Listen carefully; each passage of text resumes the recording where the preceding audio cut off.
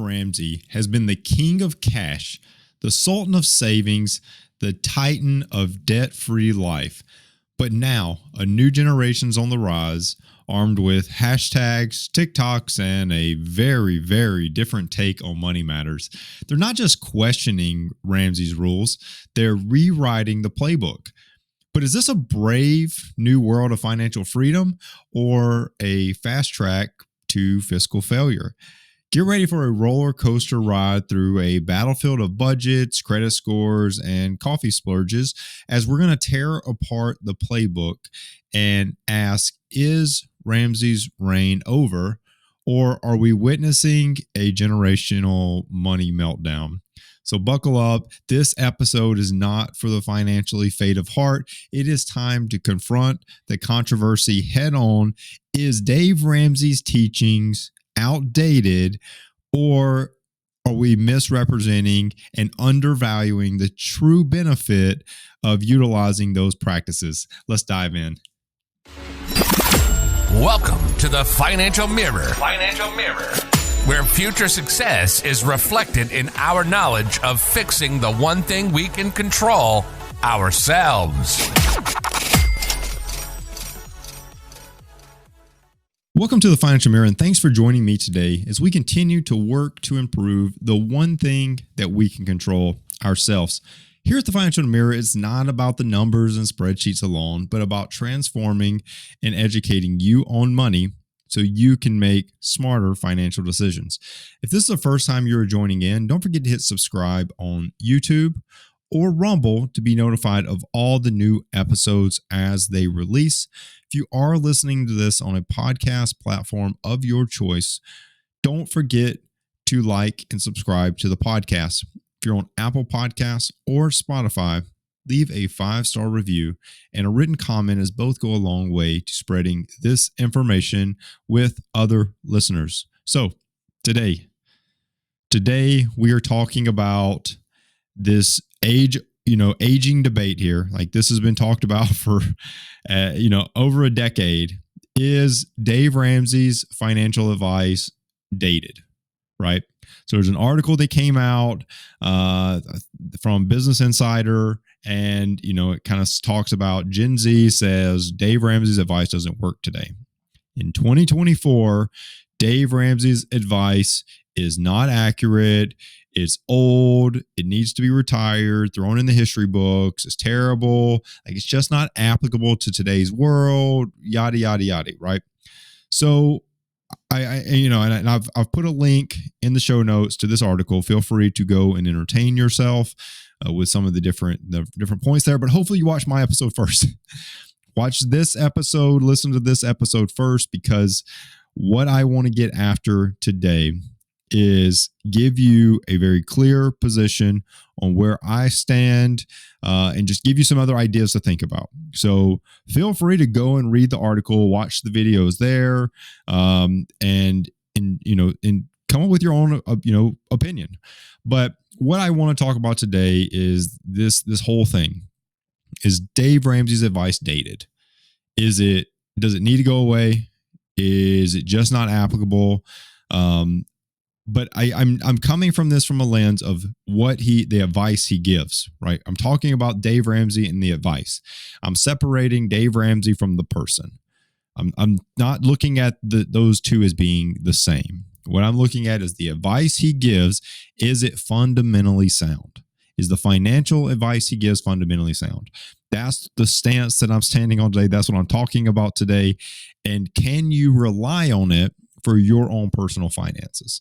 Because in that article, it talks about how, this new Gen Z perspective says that it doesn't work. It doesn't work today. I'm not saying that they're not saying I don't believe, and don't quote me, but I don't think the people that provided input into those article pieces, and it's not just one. It's not just, I don't think it's just the Business Insider. I think this has become a trending topic that Dave Ramsey's advice is dated, right? So I'm not putting words in their mouth, but I don't think they're talking about that it never worked. I think they're talking about it doesn't work today. How the economy is today, it doesn't work. So that obviously sparked my interest. I read the article. I did not partake in the videos, but I did read the article and got some feel for kind of, oh, okay, I see where you're coming from now. And I want to very clearly state a position and then defend my position. And I am happy to read comments, and I will read every comment.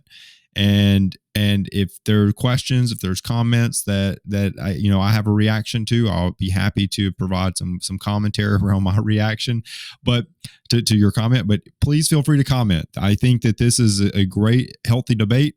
If you don't have the same position as me, that is totally fine. Like, as long as you've taken an educated and opinion and stance around your thoughts, totally cool with it. And I'm open to hearing them and being adaptable to them. But I want to be very clear in my stance, and I want to then provide some guidance and, not really guidance, but evidence of why I, have made this concrete stance around Dave Ramsey's financial principles, not Dave Ramsey, the person, right?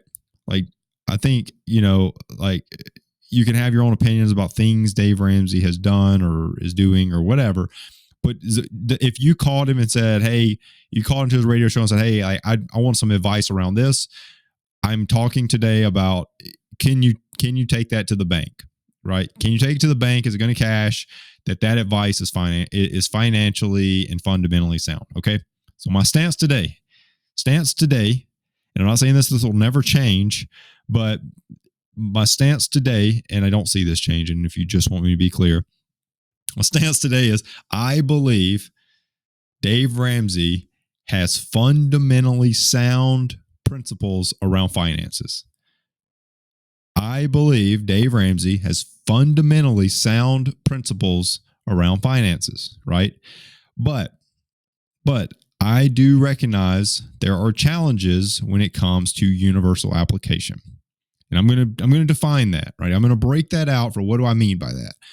But very clearly, there is no sugarcoating my stance. My stance is I believe Dave Ramsey has fundamentally sound financial advice for everyone, not just for, him, her, and them, for everyone, every single person. So what do I mean by that? Well, Dave Ramsey has some core principles, and he builds those core principles around things like living debt free, right? Like, not a bad thing, right? I think everybody across the board, if I said, let's make it black and white.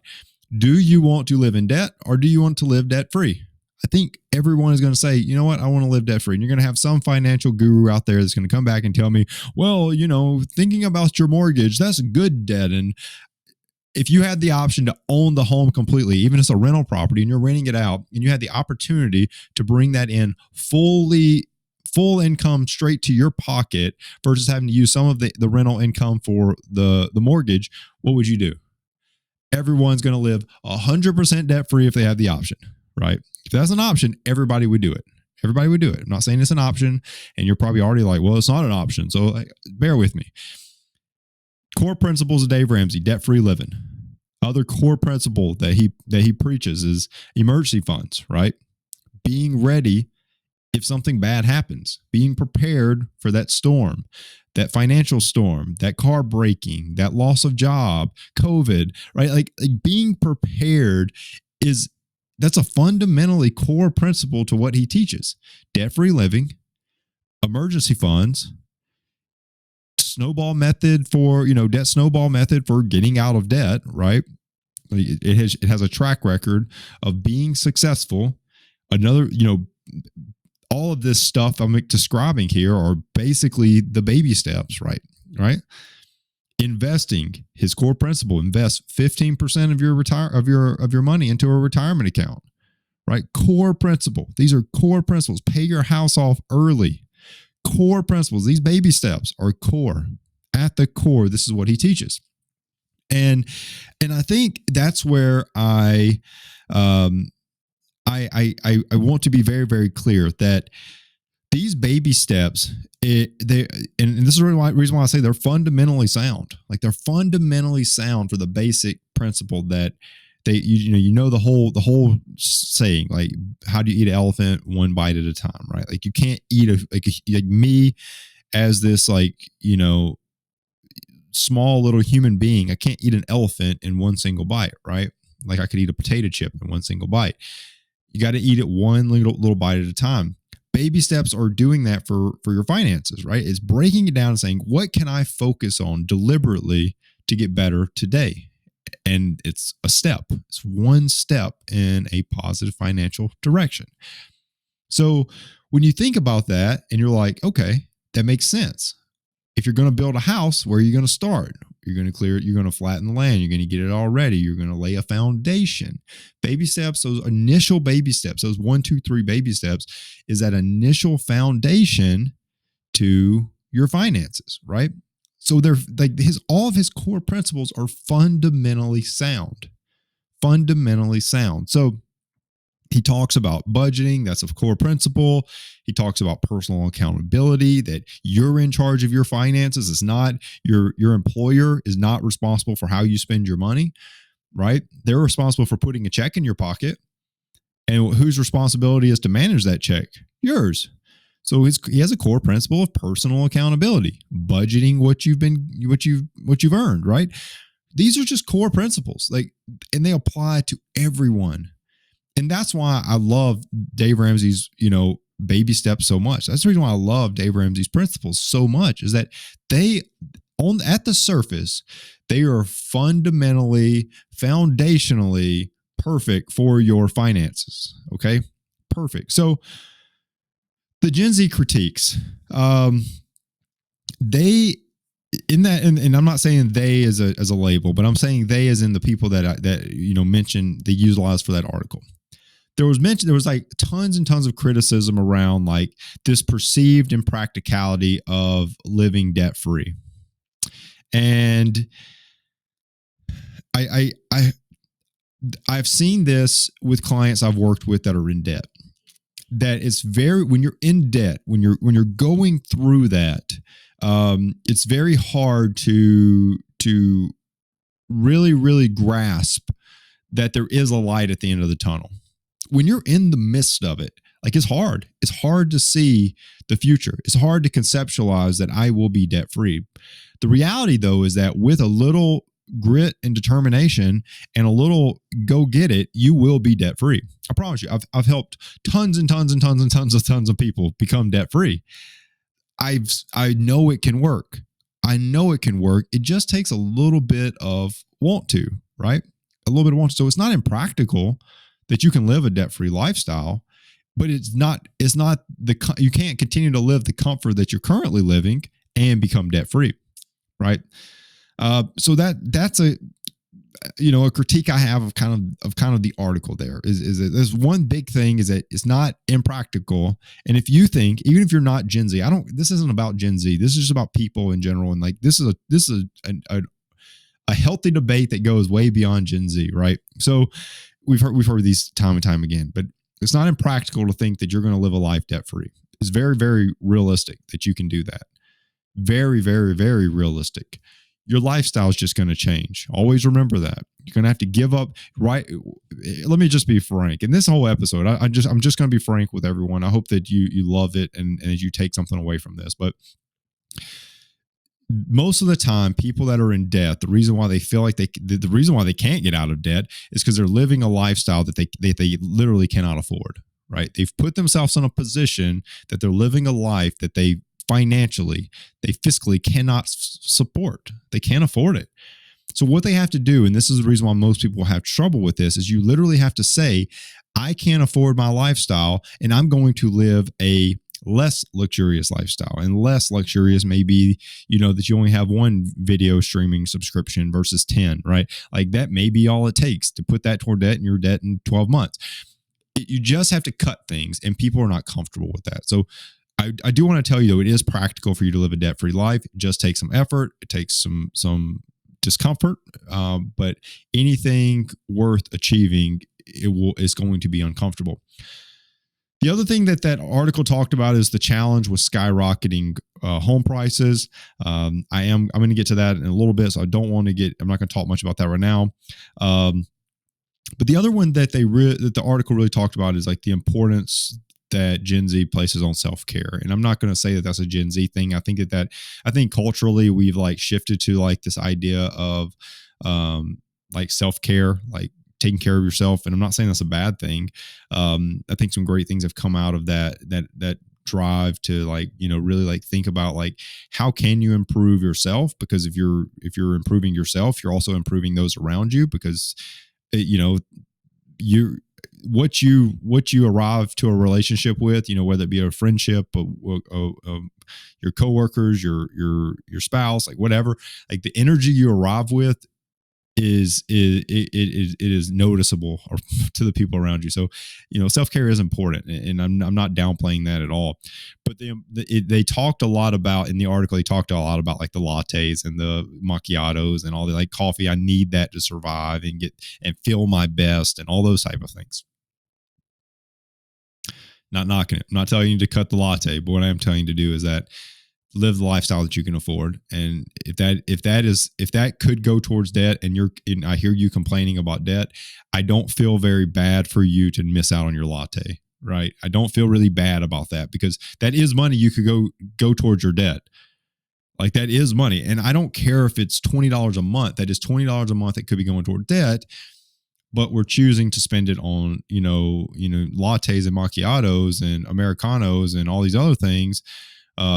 And it's hard for me to listen to someone say, well, but I'm just so overwhelmed in debt, right? But the decisions, like, it doesn't align. It doesn't align. That's all I'm going to say.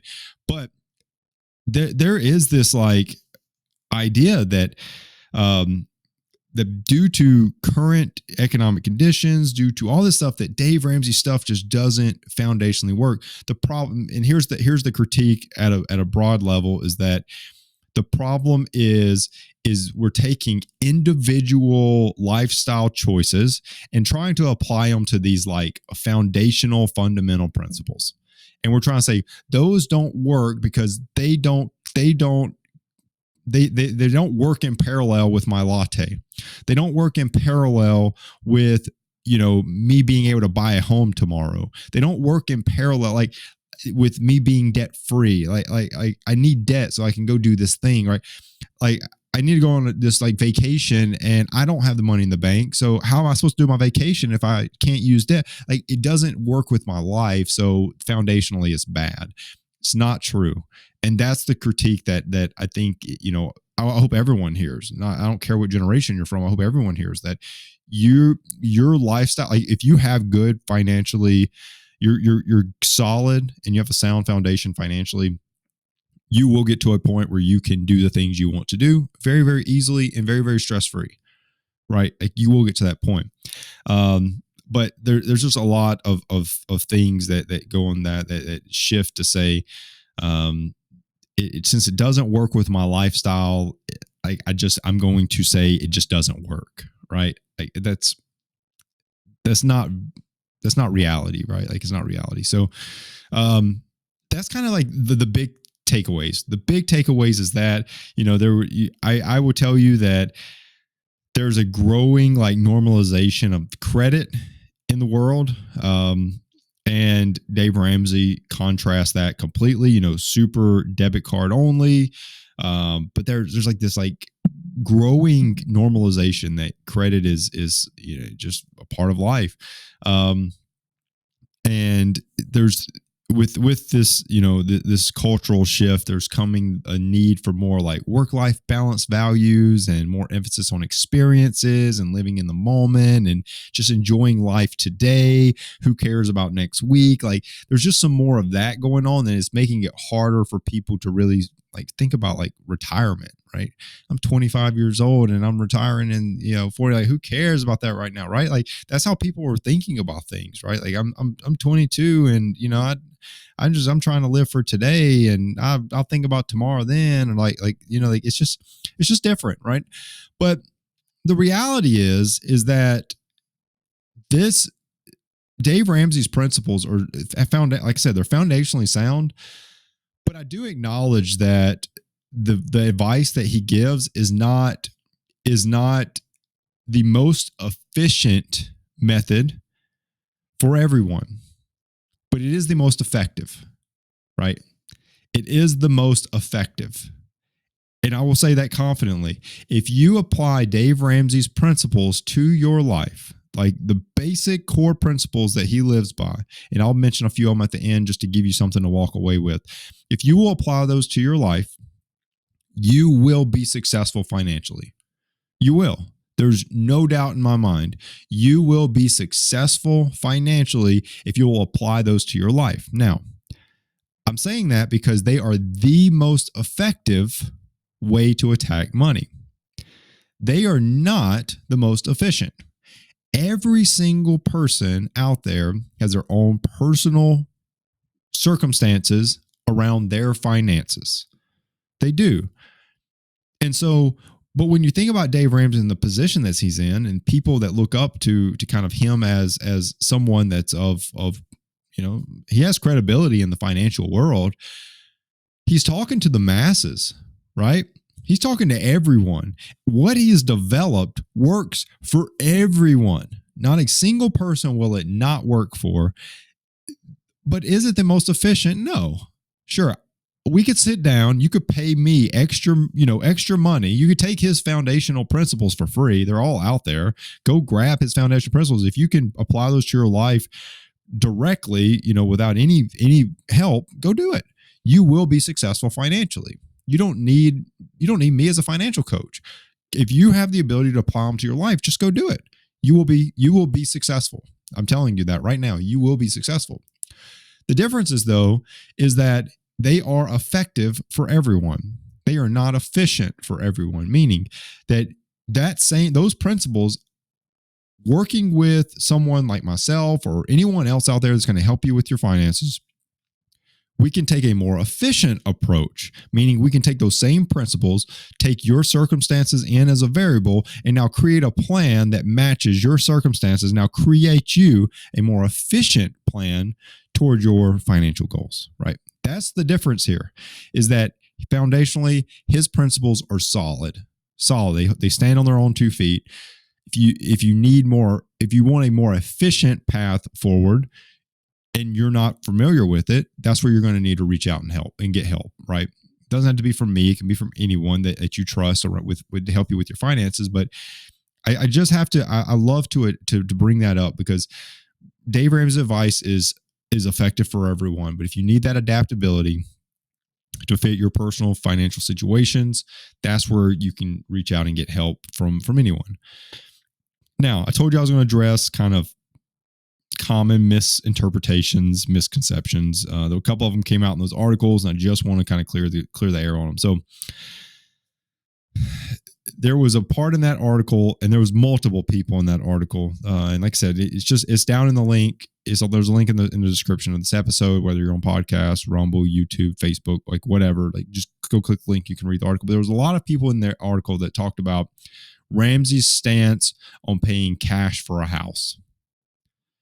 Dave Ramsey, has said, if you can pay cash for a house, that's awesome, right? I think anybody would agree with that. But that is not what his recommendation is. He has a recommendation. His recommendation on mortgages, to get a mortgage, he has a recommendation, 10 to 20% down. And the big thing that's different between him and what the world tells you is he tells you to do a 15-year term mortgage. Most people are going to tell you to do a 30-year, right? They're going to get you the lower payment, right? Get you in the house you dream of, not the one you can afford, right? So that's where he's a little different. He's a little different, but he does not say pay cash for a house. He tells you 10 to 20% down, 15-year term mortgage. That's the differentiator, right? That's a big deal, big difference than saying he says pay cash for a house. Another thing that was talked about is there's a misunderstanding about credit cards, right? This is where I go back to effective versus efficient. He's trying to tell everyone, he knows that people are not responsible spenders. They're not responsible budgeters. Most people that I talk to and work with have not really ever budgeted. And if they do, it's like a very loose budget, right? Very, very loose budget. So Dave Ramsey is against credit cards, right? But for him to maintain his effectiveness to the masses, he has to be. He has to be against credit cards, and he may live his life that way. He may absolutely not have a credit card. I'm sure he doesn't. I don't think he's a liar. I'm sure he doesn't. But I'm not against credit cards. I'm against financially sound individuals having credit cards. I'm for people that are proven that they are financially responsible, that they make good financial decisions, that they've adopted great financial habits, and then getting a credit card, right? That's what I'm for. So I think there's like a misconception of like why he's against it. And this is, Dave Ramsey, if you hear this episode, please tell me if I'm wrong. But when he talks to everyone, he can't tell you that, because then you're going to be like, well, I'm financially sound and I have great habits, right? You don't. And so like for him to be, neutral across the board and not set you up for failure, obviously he has to say you shouldn't buy things with credit cards. But I mean, me personally, I have a credit card and it's paid off every single month, right? Like, and there's multiple other people out there that are just like me. But what I'm telling you is that I have seen it and I know it exists, that credit cards get people in trouble. That they have all the intentions of saying, yeah, I'm going to pay it off at the end of the month. And then they don't. And then another month of transactions get on there. And now they can't, right? I've seen it. So Dave Ramsey is doing a phenomenal job at being consistent and saying, yeah, you just don't like 100%. The easiest way to stay debt free is to not have a credit card at all. You can't get into debt on your debit card. So for him to speak to the masses and him to be in the position he's in, I get behind what he's saying. Totally get behind what he's saying. Just, it goes back to that effective versus efficient. Is it the most efficient way to reach your financial goals? Maybe not. Is it the most efficient way to manage it to your circumstances? Maybe not. Is it the most effective to the masses? Absolutely. Okay. Absolutely. So, what can you do? So all this information, that I love the baby steps, that I love, how, financially sound his foundational knowledge is, his advice is, that. But what can you do to kind of start adopting those core principles, to start adopting some of that more effective stuff, right? Like the stuff that just works. It's going to work for you. It's going to work for your mom. It's going to work for your uncle. It's going to work for your grandmother. It's going to work for your kids. It's going to work for your coworkers. It's going to work for your friends. It's just going to work for everybody, right? If your dog had money, it would work for them too. It's very much effective for everyone. So number one things to do is to first start with strong financial habits. And what does that mean? Well, I really want to give you 3 things that are just at the core are the basics for financial habits. That you budget consistently, not loose budgeting, but thorough budgeting. Every dollar that comes in, where it went and you've given it a name. You save money, meaning if you're out of debt, you're investing 15%. If you're toward retirement, if you are in debt, that you have $1,000 emergency fund and you are paying off debt rapidly, trying to get out of debt and live debt free. If you are just getting out of debt, that you're working on building up a fully funded emergency fund of 3 to 6 months of expenses. Like these are all those savings things, right? Like that's what that is. And then the third thing, just great financial habits, is avoiding unnecessary debt. So yes, what that translates to is wait a little longer before you get that gadget. Oh, you want that new thing and it's going to take you 4 months to save up for it, or pay and get it on a credit card today and pay interest free for 12 months or something, like some nonsense like that. Just wait 4 months. Maybe you don't even want it. Maybe you save the money after 4 months, right? Like good financial habits is telling yourself no, first off, budgeting and saving. That avoiding unnecessary debt really just means tell yourself no. Tell yourself not right now. You don't even have to say no, just say not right now. But that's basic foundational habits that you can do there. The other thing that I encourage people to do is that you continue to, grow in your financial knowledge. That could mean tuning into the Financial Mirror. That could mean listening to other financial podcasts. That could mean reading books about finances. But financial literacy is not taught. It's learned over time, and it's learned through others. You emulate people that you saw being successful, or you do things the opposite of people that you saw doing bad with money or not achieving the results you want. But most of the time you gravitate toward people that are achieving the financial results that you want, and you do those same things, or you try to emulate those things, but maybe you don't. Once again, your circumstances are different. So maybe it's not going to work out the same. Biggest thing is that you continue to educate yourself around money. Right. It's one of the things that I stand on. This whole Financial Mirror is built on, is that I want to transform and educate you on money so you can make smarter financial decisions. That's what we preach. It's what we talk about. But I just want you to continue to grow and think about money. Dave Ramsey has great ideas. He has great advice. If you listen to his radio show and you listen to the callers that call in, they have very, very interesting stories. And you could probably relate to some of them and hear how he answers. In those type of situations where he answers and he talks about it, kind of talks through it, he gives you a little bit more knowledge around how you can help be a little bit smarter with money. So I challenge you to continue to try to build your financial literacy, to just listen, to educate and grow your knowledge around money so that you can make smarter financial decisions. Now, as I wrap this up, I really hope that you see my stance, that I was able to defend my stance, that you can see that Ramsey's advice is solid. It's solid, and it's very effective. It's very effective for the masses. So I encourage you to if you have an alternate opinion, leave it in the comment section. Just let me know, kind of like what do you think? But all in all, just remember that you got to maintain this like balance and realistic approach to finances. You got to blend this whole like traditional wisdom with some modern realities. But in the end, his effective principles, those core principles, they will apply to everyone's life today, tomorrow, next week, next year. So stick to them, understand them, apply them to your life. They really are solid. They still hold up today. If you just apply them to your life, you can start adjusting as you build those habits. So hope you enjoyed the episode.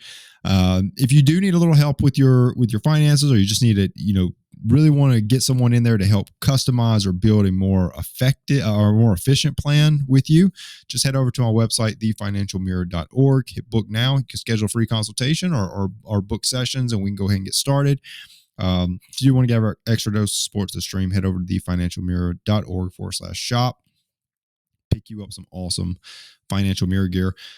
I truly appreciate everyone tuning in. Don't forget to subscribe, like, comment, and share this episode. If you are listening on a podcast platform of your choice, don't forget to leave a 5-star review and a written comment. They go a long way to spreading this knowledge. Till next week, continue improving the one thing you can control, yourself. Peace. Well, that wraps up today's Financial Mirror. Join us next week as we continue to work on ourselves, change our mentality, and to commit to achieving the success we always envisioned. Regardless of your platform, help us grow as a community. Please like, subscribe, and share with the people in your lives.